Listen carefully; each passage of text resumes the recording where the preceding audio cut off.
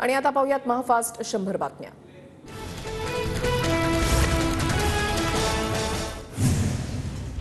नाशिकच्या जागेसाठी शिंदेगडाची थोड्याच वेळात बैठक। नाशिकची जागा भुजबळांना दिल्यास नाशिकमध्ये मोठ्या बंडखोरीची शक्यता। नाशिकचे पदाधिकारी मुख्यमंत्री शिंदेंना असा अहवाल देणार। हेमंत गोडसेंनी मुख्यमंत्री एकनाथ शिंदेंची भेट घेतली। नाशिकची जागा शिवसेनेला सुटणार। बैठकीनंतर हेमंत गोडसेंचं वक्तव्य।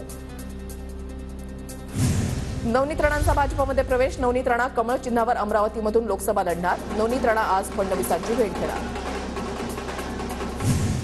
उमेदवारी दिली म्हणजे विजय झाला असं नाही। नवनीत राणांना हरवणं हे टार्गेट। अमरावतीतून चांगलाच उमेदवार निवडून आणणार।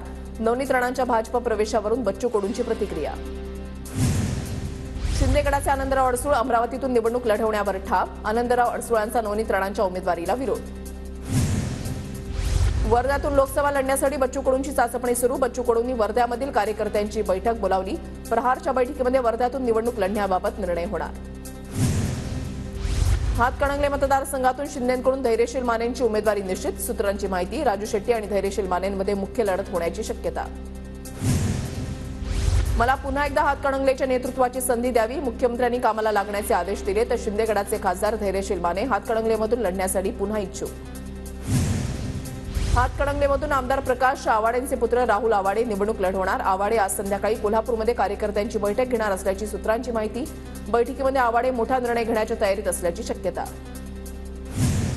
सदाभाऊ खोत आज दुपारी फडणवीसांची भेट घेणार। सदाभाऊ खोत हातकणंगले लोकसभेसाठी आग्रही। रायगडच्या जागेसाठी धैर्यशील पाटील लवकरच बावनकुळेंची भेट घेणार तर अजित पवारांकडून रायगडच्या जागेसाठी सुनील तटकरेंच्या नावाची घोषणा। बारामती लोकसभा निवडणुकीमधून विजय शिवतारे माघार घेण्याची शक्यता। शिवतारे सुनेत्र पवारांना पाठिंबा देण्याची शक्यता। फडणवीसांच्या मध्यस्थीला मोठं यश। आज महायुतीची पत्रकार परिषद होण्याची शक्यता। शिंदेगड आणि अजित पवार गटाचे उमेदवार आज जाहीर होण्याची शक्यता।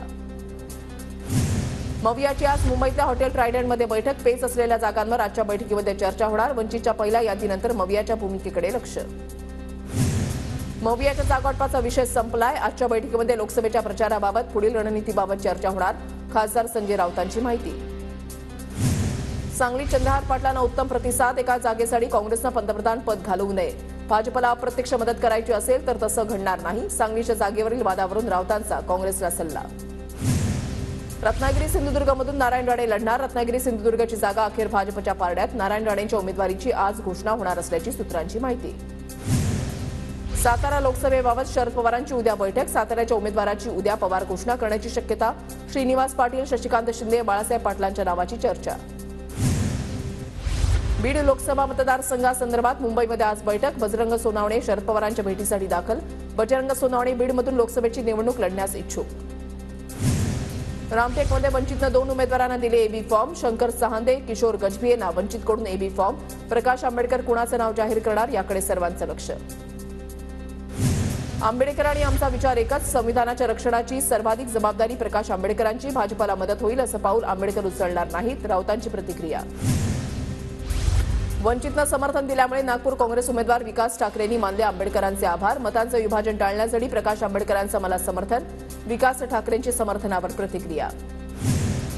किल्ले शिवनेरीवर आढळराव पाटील आणि अमोल कोल्हे समोरासमोर। अमोल कोल्हेंचा आढळराव पाटलांना वाकून नमस्कार। वयस्कर व्यक्तीला वाकून नमस्कार करणं ही संस्कृती असल्याची कोल्हेंची प्रतिक्रिया।